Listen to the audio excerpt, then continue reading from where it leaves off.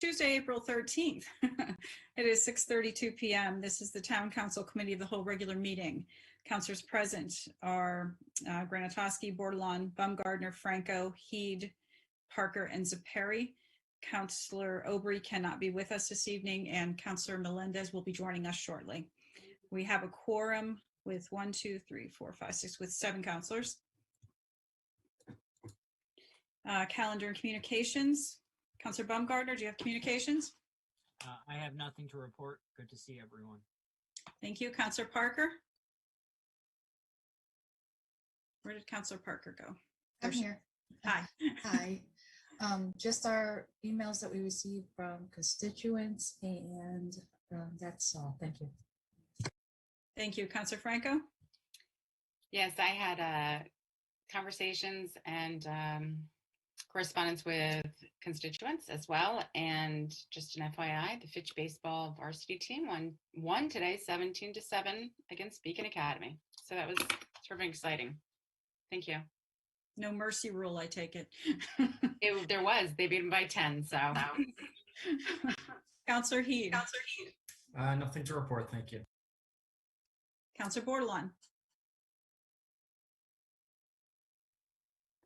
Yes, just the same as stated, just emails from constituents, and that's about it. Thank you. Thank you. Councilor Zeperi. No report. Thank you. And likewise, received emails. And I will be forwarding an email from Ms. Carmita Hodge, who is the Social Studies Department head at Fitch High School. They're doing an outreach program. I think I might have mentioned it last week, but they're looking for volunteers. So counselors, I'll be sending that off to you to see if anybody's interested in helping with the efforts to get the community vaccinated. So watch for an email. All right, we have approval of minutes. Councilor Baumgardner, this is item 4A, please.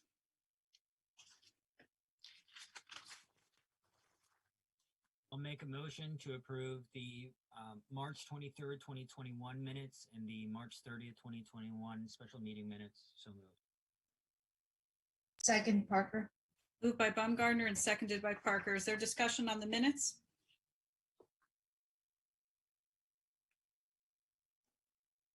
Seeing none, we will vote to approve 2021-269 March 23rd. And March. All right, where's that coming from?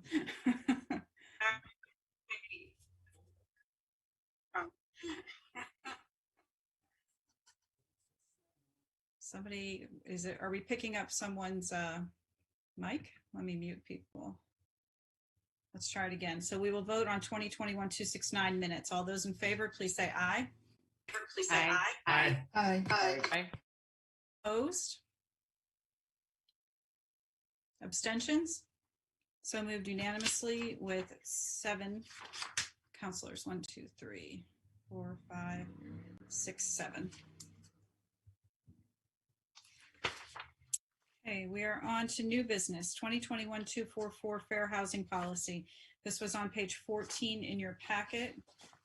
We are on Councilor Franco, please. I think that's supposed to be Councilor Parker. Oh, I'm sorry, Councilor Parker. Yes, I apologize. I'll put my list down here. Okay.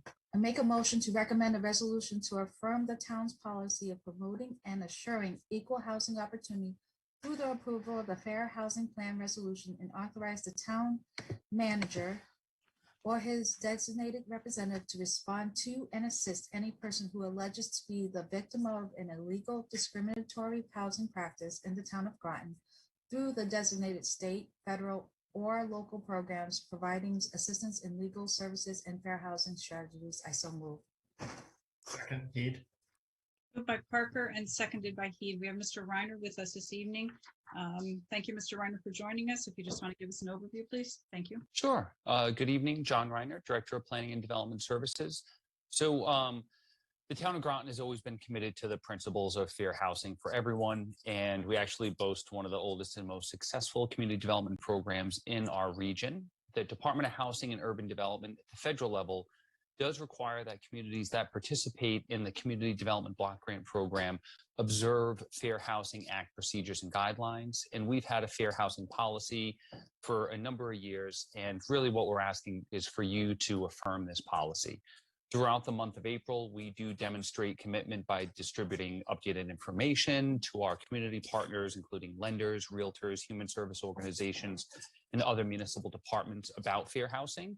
And happy to answer any questions.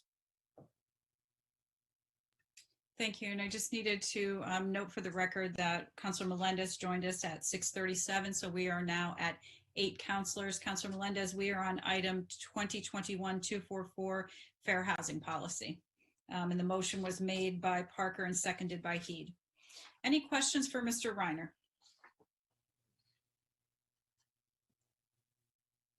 Councilor Zepari. I notice in reading the recommendation, as it says, without regard for lawful income source. It does not say anything about income level. Does a landlord have a right to inquire about prospective tenants' ability to pay the rent for the house that's being rented or the quarters being rented? So Connecticut fair housing laws require that all individuals, lawful source of income. When people do rent houses, yes, they can certainly verify income that people have. Is that what you're asking? I just wanted to make sure that lawful source of income did not also preclude an inquiry into the amount of income.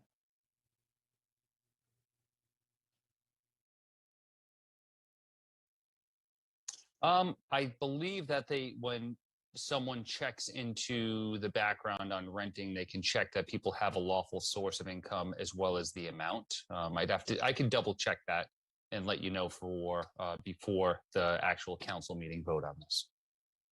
Okay, thank you.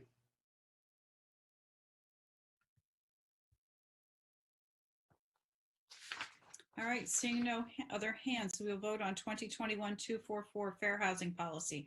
All those in favor, please say aye. Aye. Aye. Opposed? Abstentions? So moved unanimously with 8 councilors. Thank you. I'm looking forward to John's return before the council meeting in which we approve this finally. All right, we are on to 2021-263 approval of fourth quarter transfers for FYE 2021. This is on page 16, and now I believe it's Councilor Franco. Yes, I recommend a resolution for the approval of fourth quarter transfers for FYE 2021. I so move. Second. Moved by Franco and seconded by Bordelon. And we have Finance Director Landry with us this evening. Councilor Parker has her hand up. One moment, please. Councilor Parker, did you wish to speak before we started with the introduction? Yes, should that have said and referred to the RTM? I think that happens when we do this at council. Is that correct, Director Landry? Yes. That is correct. All right, just double checking. I saw it in the approved part, number 1, just confirming. Thank you. Thank you. Okay, so Director Landry, you have the floor. Thank you. Good evening, everyone. As you know, typically during this time of year, the charter allows us to provide for a provision of supplemental appropriations or transfers from contingency during the last 3 months of the year. So we look at those budgets that we expect to be over budget based on unforeseen or unexpected expenses. And transfers over $10,000 would go to the RTM. And this year, we have 3 departments or 3 functions that require a transfer, one being voter registration, one being debt service, and one being insurance and claims. And the voter registration is $9,000. As you know, we had the presidential primary that was not included in the 21 budget. So that function incurred expenses related to that. For the debt service, you remember last year, our budget was, we had passed the budget, and it included in debt service an estimate of the principal and interest payments for the bonds that were sold in April of 20. And ultimately, when those were sold, our estimate that was put in the budget was a little bit low. And back after, when I had prepared the update to the council of the results of the bond sale, I had noted in there that debt service would require a fourth quarter transfer, and that's $13,000. And the insurance and claims is primarily unemployment costs. We had to have additional funding for this last year, and due to COVID, we've had significant unemployment expenses this year. So the one for debt service and insurance and claims will both need RTM approval also, but the voter registration will not. So if you have any questions. Thank you, Director Landry. Are there questions regarding the fourth quarter transfers? Councilor Franco.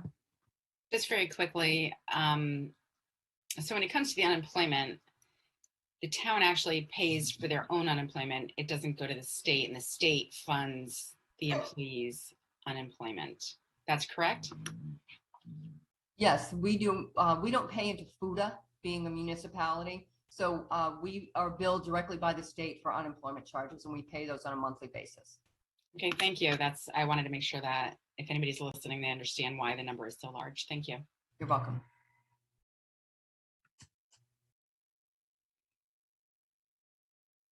Okay, I see no other hands, so we will vote on 2021-263 approval of fourth quarter transfers for FYE 2021. All those in favor, please say aye. Aye. Aye. Opposed? Abstentions? I don't know if you counted my vote. Somebody muted me, but I approved. Okay, I'm GMTV. Why are we getting the echo? Could you help us out here?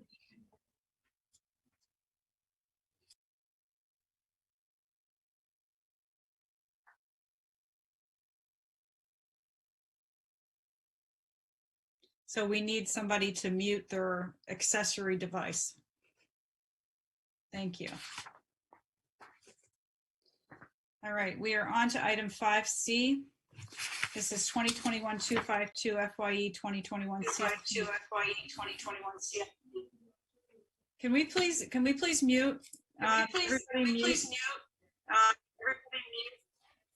Everyone is muted except for me, Greg, and you. Okay, we're going to try this again. There we go. Councilor Heede, please mute. I'll make a motion to recommend a resolution authorizing approval of fiscal year ending.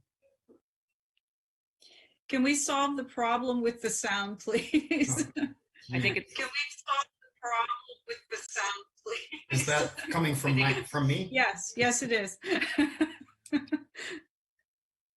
Okay, so we're on to 2021-252 FYE 2021 CIP Crystal Lake Road reconstruction. This is on page 20.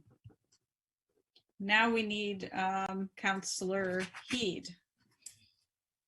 All right. Are you getting the echo now? No. Okay.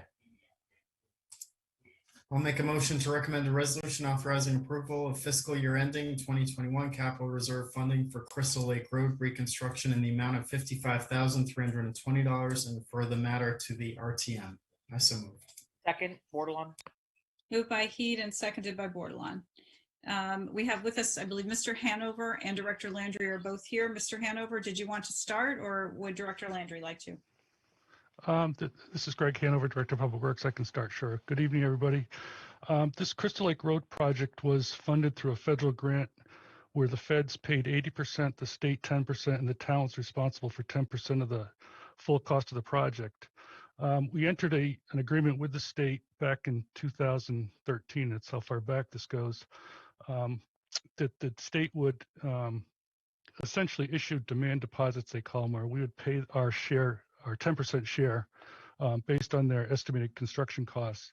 The state did administer the construction of this project, and the original authorization letter was, I think it was a little over $5 million. The town paid $500,500, and we paid that out of CIP. And then in 2017, there were some unanticipated overruns due to contaminated materials from the old Fosconi dry cleaners, and the state had some additional testing requirements. So the cost of the project went up in 2017. So the town made an additional 10% deposit of $116,121, and that was done through a capital reserve funding as well.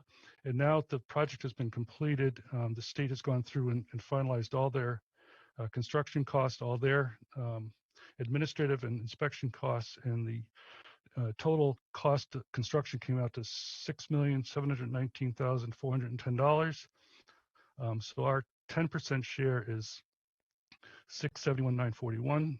So if we subtract what we've already paid them, we still owe the state $55,320, which is what we're asking for to be paid out of the capital reserve. It's probably worth noting that we had a similar setup for the right-of-way portion of this project. And we had paid the state, I think it was $82,000. The state completed a final audit not too long ago. And we really only needed to pay about $45,000. So they did just refund us about $36,000. And Cindy's told me that'll just go back into capital reserve, I believe. So that does somewhat offset the request here tonight. And I'd be happy to answer any questions. Thank you, Mr. Hanover, and thank you for including that the last note about where the excess money would go if there was anything left. Any councilors have questions on this particular item? Okay, seeing none, we will vote on 2021-252 FYE 21 CIP Crystal Lake Road reconstruction. All those in favor, please say aye. Aye. Aye. Aye. Any opposed? Any abstentions? So moved unanimously.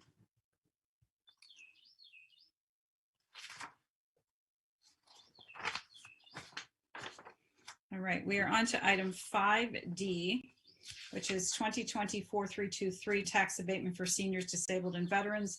This started on page 24. Before we make the motion, I wanted to let Finance Director Landry give a quick overview, and then we'll have the motion put on the floor. So we're not going to start discussion until after the motion is on the floor. However, I do want the Finance Director to be able to state her concern first. So Director Landry, you have the floor. Yes, thank you. As you know, at a prior meeting, we had established the ad hoc committee to review the options that were available for abatements for elderly.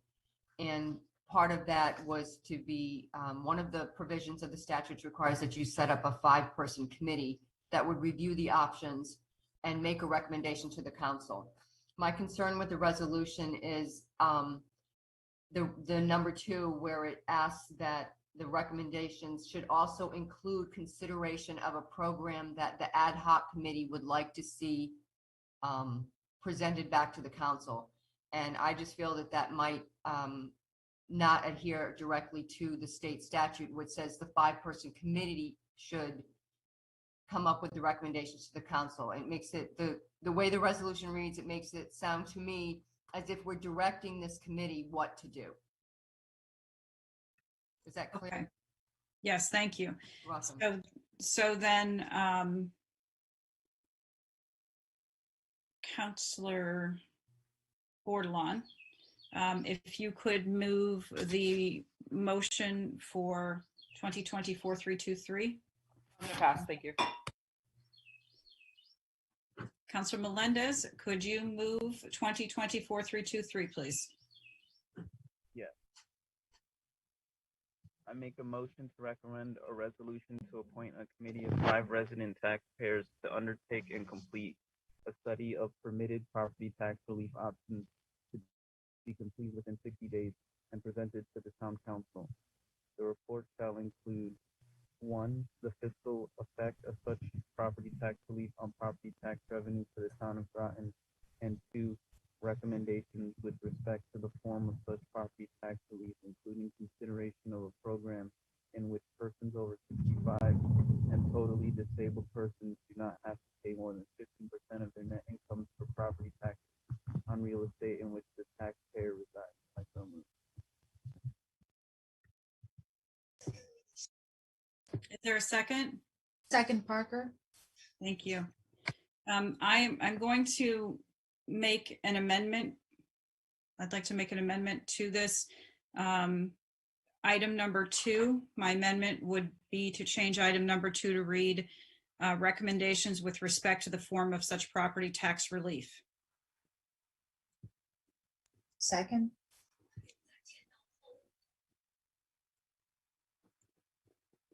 I'll read that again, and then the amendment would be to change number 2 to read recommendations with respect to the form of such property tax relief. The rationale for this is based on what Director Landry recommends that we do. Okay, so now we have Councilor Zepari and Franco. Councilor Zepari, you have the floor. I think I seconded that motion as well. I think, as we considered it before, taxes and property taxes for a dwelling in excess of 15% of the person's net income is extremely burdensome, especially for elderly people and disabled people who are on fixed incomes, usually with some sort of disability or social security support as a main part of their sustenance. I agree in terms of what Mrs. Landry had commented on, that it appears to be a directive. It was intended to be a suggestion as an attempt to reduce the amount of tax they pay, so they don't have to pay more than 15% of their net income. I think this is just a question of justice. As you know, I've been all in favor of reducing taxes for everyone, but these people are particularly hard stressed. And I've often referred to Mrs. Foley over in Mystic, whose annual income is $38,000, but who pays over $10,000 in taxes to the town of Groton. In addition to that, she has to pay taxes to Uncle Sam and to Uncle Ned. I just think it's over the top. I think we have to do something to protect these people. That's all. It's a matter of justice, not of economy. Thank you, Councilor Zepari. Councilor Franco, you have the floor. Thank you. So as I'm reading this, there's an ad hoc committee, and that was made up of some councilors and town staff, and they came up with these recommendations. And I just want to clarify how this process is going to work. So then there will be 5 people from residents of Groton that will come together to make a recommendation. Then it will go to the RTM's finance committee and the RTM prior to it coming back to the council. I'm not understanding exactly. The statute requires 5 taxpayers in the town. So there has to be 5 people who are paying taxes that come together to consider this and then to make a recommendation after they've considered it and consulted with the tax assessor and with the finance department of the town. Director Landry, would you like to address the second part of that about the RTM, please? Yes, I did notice that it said in the referral about the RTM, and I did go back to see when we set up, we currently have 3 optional programs in Groton, and those were all passed by the council. They did not go to the RTM. Of course, you could have RTM members, or I guess welcome to be on the committee, but I do not think that this goes to the RTM for approval. All right, because number 2 from the ad hoc recommendation, it says it goes to the finance committee. And I think of the finance committee as part of the RTM. Or are you saying the finance department as town staff? I'm not understanding that. And also it goes to the RTM. I believe that may have been a carryover from years ago when we had separate committees on the council and not the cow. I think that's just a carryover. Because we don't have a finance committee. If you remember, the one of the options that we have is the poor and unable to pay program. And when that was adopted by the council, it had said the finance committee. And we had a discussion when we had someone that recently in the past few years that came up and had applied for that program and said, since the finance committee was basically disbanded, that the cow replaced the finance committee. Okay, and how would we select the 5 people, the residents of the town? I would think it would go to any other committee that they're selected on. I hope to go back and see how they handled it several years ago when they did the 8% or any. I think the 8% is the only one that required a 5-member committee. But maybe it would go through personnel and appointments. I would think so. This is John. And you can't make any special provisions. Say, I want, you can't say I want 2 of this, 2 of that, because the law doesn't allow for that. So it's going to be just 5 straight taxpayers. Okay, so what this recommendation is sort of laying the groundwork, and then it's based. So part 2 is of the motion is removed, because I mean, will the part above the motion be part of it to guide that group? May I jump in?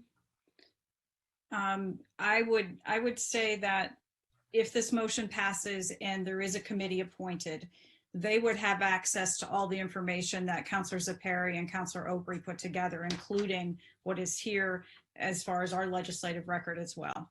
So they would have access to all the information, but the motion itself does not include the RTM. So if that would ease your concern on that. Okay. And just one further thing. So after the committee is formed, they have to complete this within 60 days. Is it 60 days because it's going to become an ordinance, or is it 60 days? What is the relationship to 60 days? That's per statute. The statute states is 60 days. 60 days after appointment, they have to make their recommendation or their report. Okay. And town staff would assist the group of 5? Pardon me? Would town staff be there to assist the group of 5 in their meetings? Yes, Mary and I both said that we would be available. Okay, thank you. You're welcome. I had a couple of questions, and Councilor Franco touched on some of them as far as how would the committee be constituted. And I also had questions about the qualifications to serve. And it sounds like Director Landry that we cannot make any qualifications. So it's going to be just a matter of personnel and appointments, vetting the people and choosing the ones that we feel are most appropriate. Am I understanding that correctly? That is my understanding. I can do some further research into that. Okay, the other question I had was, can elected officials serve on this? So in the past, when we've created committees, we've had counselors serve, we might have had, RTM members serve. Is that stipulated? You would not be able to do that because this is a committee created through a statute. So elected officials will not be able to serve on it. Okay, very good. So that answers all of my questions. So I just wanted to, before my time is up, I wanted to thank Councilor Zepari and Councilor Obrey for bringing this forward to us and for doing the background work on this. And that's all I have. Do we have any counselors who would like to speak for the first time before we go to second time speakers? Councilor Baumgardner, you have the floor. Yes, also like to thank Councilor Zepari for bringing this to us. I understand that there were 3 counselors, including myself, who expressed an interest in participating in the working group. Just wanted to ensure that I didn't miss an email from the working group or those responsible for putting together the meetings. As I was someone who indicated it at the last meeting, we discussed this item that I was interested in those discussions.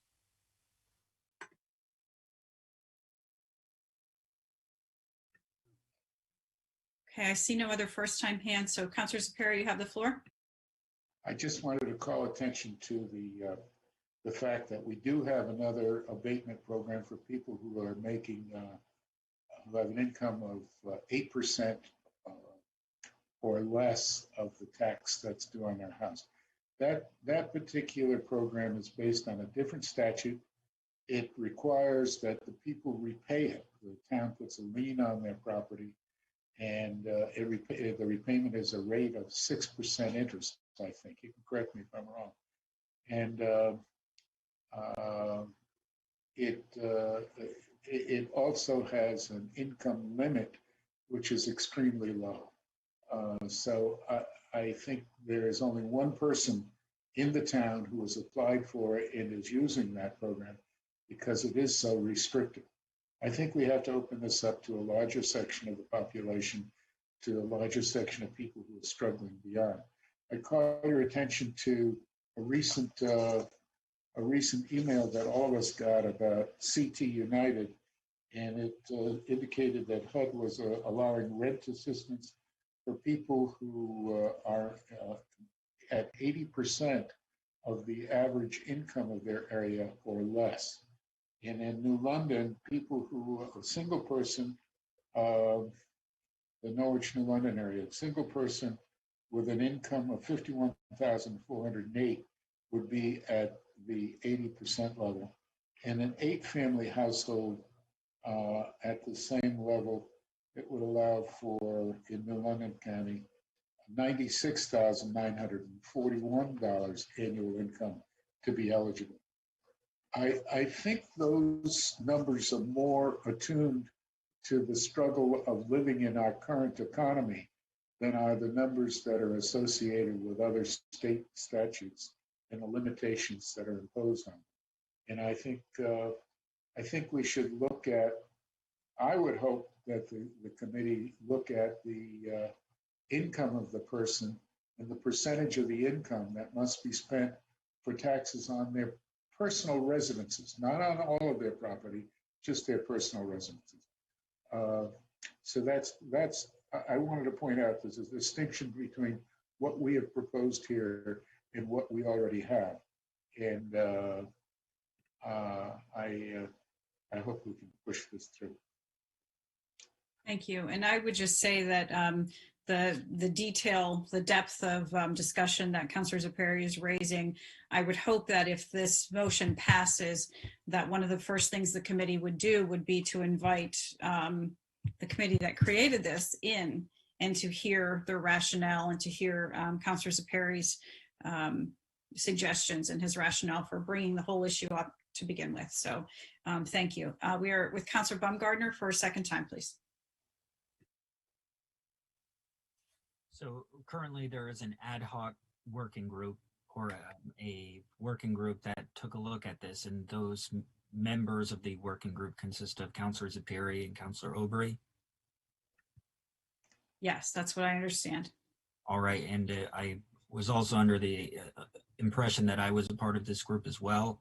And so my question to Councilor Saperi is, if you were leading the charge, were you responsible for communicating with the councilors that were a part to be a part of this group? I was, Andre. At the time, I thought you were resigning from the council to take on your new role as mayor of the city. So I thought you were preoccupied. We did have a majority of the committee there, so we made this recommendation. So that's my only explanation to you. All right, I understood. Just want to make it clear to those who are watching. I've not stated that I will be resigning anytime soon. So I respect that answer, and thank you again for your work.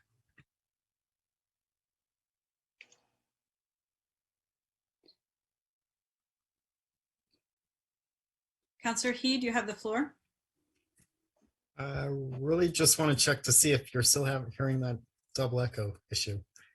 Well, let's test it out and see. Sounds like you're not. Good. There we go. So just I heard just caught a piece of Councilor Perry's description as I was logging back in, and just wanted to ask when the recommendation, I mean, maybe this is relevant, maybe it isn't, so call me out if it is not rather. But if you look at somebody's their annual income and that's the basis, I think you ought to also consider their other assets like stock funds and so on and so forth, like whatever else might be contributing to their income. Just a thought. So want to throw that out there. Thank you. So what, maybe you missed what I had said when this kind of issue that you're raising, as well as the concerns that Councilor Zepari has, I would hope that if this motion passes and there is this 5-member committee created, I would hope that one of the first things they do would be to invite in the councilors as guests to their meeting and let Councilor Zepari, Councilor Baumgardner, yourself, Councilor Heede, whoever wanted to go there, and to express why we felt this was important to do. But right now, our discussion should be contained to, do we want to create this committee? The charge of that committee is, I'm not sure if you were here for the amended motion, Councilor Heede. I made a motion to amend, so we'll be voting on an amendment to change the second clause of the motion to recommendations with respect to the form of such property tax relief. And the rationale was due to what Finance Director Landry had suggested. Okay, so we are on to Councilor Borde. You have the floor. Thank you. I'm not sure if my question is similar to Conrad's or Councilor Heede's or not, but I guess what I'm hearing, if a person makes $38,000 between all their retirements and whatever, but let's just say they have multi-million dollars sitting in the account, so their value is worth more than what they're receiving. I think that's a different tax break category. So that, I just want to make sure that's not being calculated in this, correct? So this is, again, one of the things that I said that I would hope then perhaps you could attend if this motion passes and raise your concerns as well. All the details that all of you are thinking through so clearly, which is great. Those need to be brought to the committee once the committee is formed. So tonight I would hope, and this is what I said to Councilor Heede prior, we need to focus our discussion on whether we want to form this committee. And then at that point, then I hope all of you would go to the committee if it is formed and express your concerns, including the item that you raised, which is important. Okay, and so then the committee, so where we're at then, if the committee is formed, then it's definitely going through though, so, correct? So tonight, no, so it's, okay. Well, I just think, I think it's important to look at these things, but I'm just a little, I don't know, that's all I have. Thank you.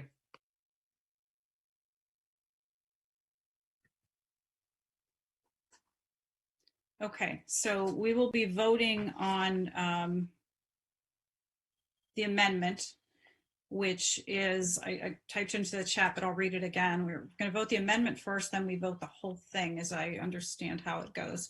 The amendment reads recommendations would change number 2, read recommendations with respect to the form of such property tax relief. All those in favor of the amendment, please say aye. Aye. Aye. Any opposed? Any abstentions? Okay, so that passes 8-0-0. So then now we will vote on the whole motion as amended.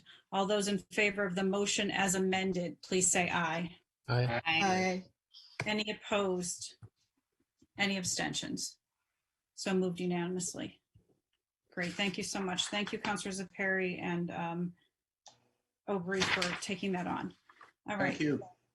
We are on to item 5E, 2021-1412, discussion of possible land acquisition, executive session. This began on page 39, and I'm just going to turn this over to Mr. Reiner to give us a brief introduction before we make the motion for the executive session. I believe Ms. Jones is with us and Mr. Gronk may be here. Oh no, it looks like it's just you, Mr. Reiner. You have the floor, sir, if you want to give a brief overview. Thank you. Jon Reiner, Director of Planning and Development Services. Yes, Ms. Jones is in a Planning and Zoning Commission meeting right now, so it'll be just me to start off. So I think the update I need to give the council regarding this land acquisition is all an executive session. It's strictly regarding some of the negotiations that we've been having and the status of those. Thank you, Mr. Reiner. All right, so I hereby move that the members of the Town Council, Town Manager John Burt, Planning Director Jon Reiner, go into executive session pursuant to General Statutes Sections 1-206D, discussion of the selection of a site or the lease, sale, or purchase of real estate by the state or a political subdivision of the state, when publicity regarding such site, lease, sale, purchase, or construction would adversely impact the price of such site, lease, sale, purchase, or construction until such time as all of the property has been acquired or all proceedings of transactions concerning same have been terminated or abandoned, with said discussion being related to the potential purchase of the Wolfbrook property. I so move. Second. Moved by Granatowski, seconded by Zepari. All those in favor of going into executive session, please say aye. Aye. Aye. Any opposed? Any abstentions? Okay, so we are in executive session at 7:13 p.m. Okay, and I can just ask everybody to give it a minute.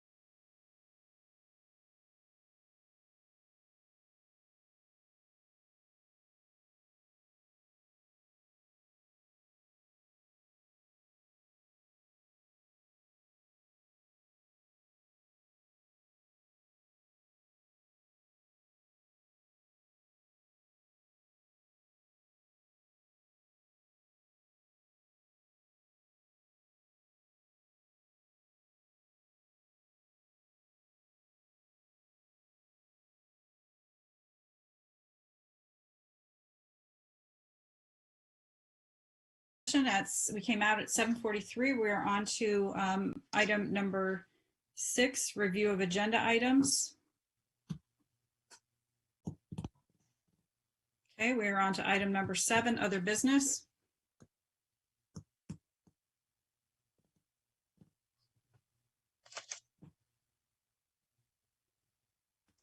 I think, didn't Councilor Borde have something? I'm waiting to see if anybody wishes to speak. Thanks, Councilor Fricker. I said I may had something on, I don't have anything right now. With that, I will entertain a motion to adjourn. Make a motion to adjourn. Second, Second. Who was the second? Heede. Moved by Parker, seconded by Heede to adjourn. All those in favor of adjournment, please say aye.